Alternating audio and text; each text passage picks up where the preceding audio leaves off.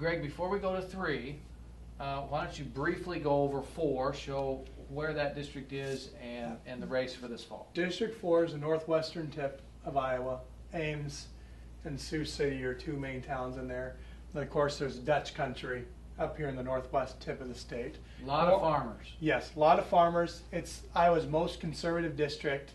Christy Vilsack, Tom Vilsack's wife, ran against Steve Keene there, in which they thought it'd be a really close race. Steve Keene ended up winning in a blowout. Neither party had a primary in that race.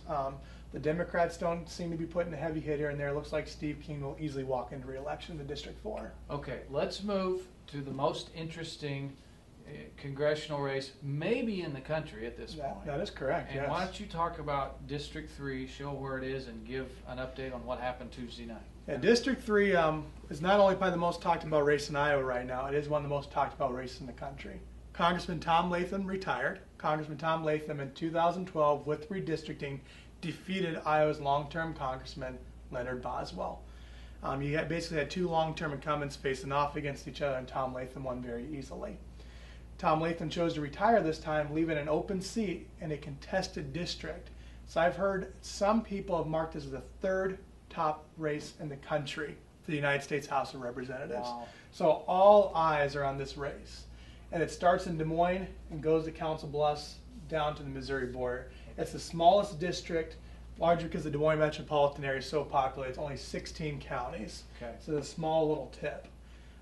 Stacey Apple is the Democratic nominee. She did not face a primary challenge, largely because Tom Latham did not retire until January, so there wasn't a lot of chances for candidates in that side to get in. So Stacey Apple will be the nominee. She's a former state senator from Indianola, lost to Ken Sorensen by almost 20% Wow. in 2010. Sure.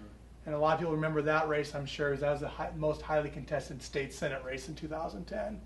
Okay, Greg, why don't you bring us up to speed on the 3rd most interesting race in the country? Yep, we already established Stacey Apple's the nominee. Republicans had 6 candidates that chose to run in this race. 5 of them top-tier candidates, which means you split the vote amongst 5 men that are very successful campaigners. And the magic number for Iowa is you have to reach 35% to clinch the nomination. That is state law. And Iowa says if no candidate reaches 35%, the race will be decided at convention.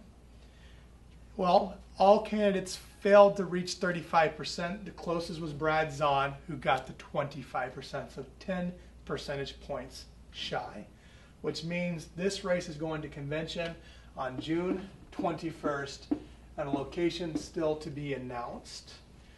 So what's going to happen at convention? Well, you guys have been hearing from us since January on the convention process, and this is why back in January we expressed how important the caucuses were. For those of you who listen to us and are attending the convention, you are going to be in an historical vote, because now this race that is decided by thousands of people is going to be determined by 513 delegates. At the most. Yes, that's the ones that show up. So these 513 people, all eyes in the country are looking at them, who's going to determine the Republican nominee in the 3rd highest fought after race in the country. That's why you go to the caucuses. And why are the caucuses important, Chuck? It's at the caucuses that the delegates are determined. At the caucus, they elect delegates to the county convention. At the county convention, those delegates are elected to go on at the district convention. And district convention is where this is happening at. The first district convention was held back in April, and it was adjourned after the election of the State Central Committee. Well, now that the primary has failed to have a candidate reach 35%, that convention will be reconvened on June 21st.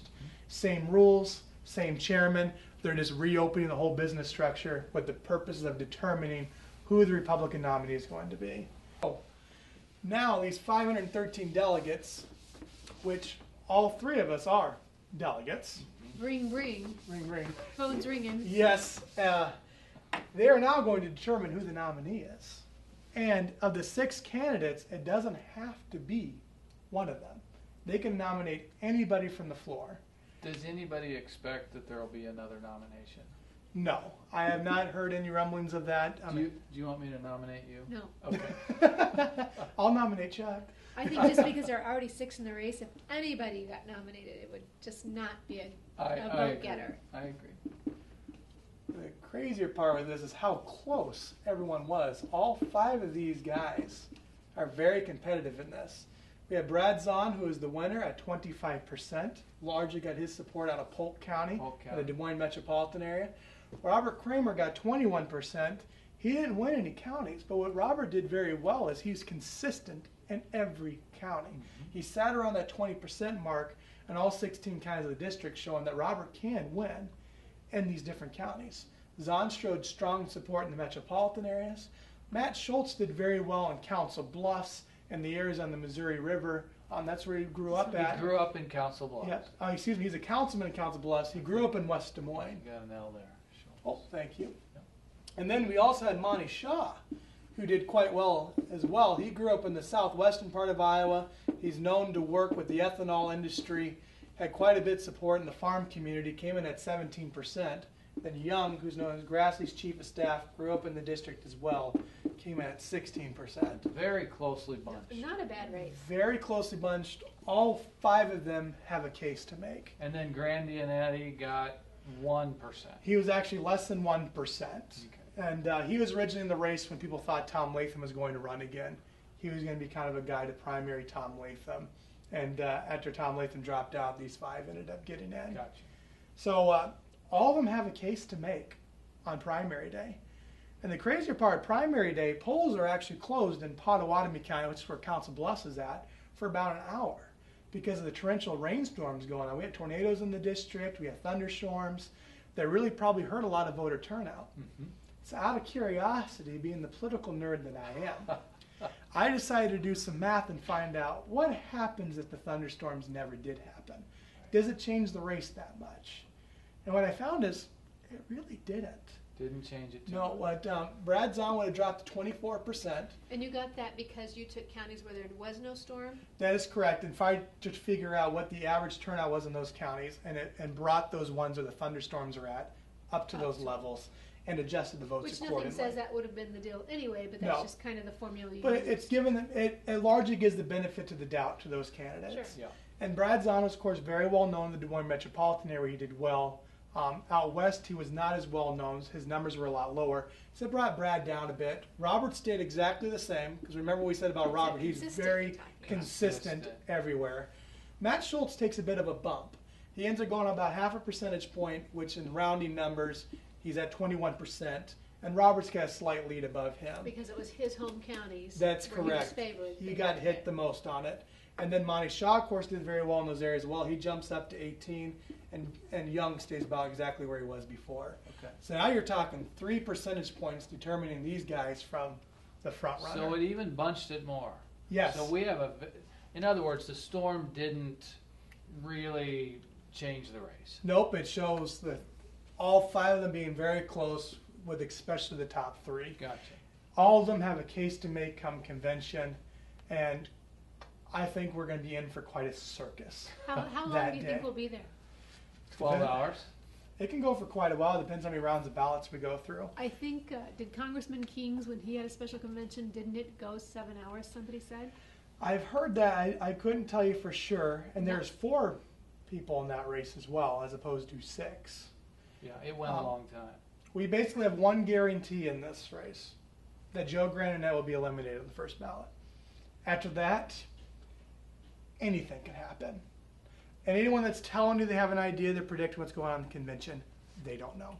So as a takeaway, and as we wrap up here, what we want to do is ask you to pray that the man that God would have lead us and bring godly values to Washington, D.C.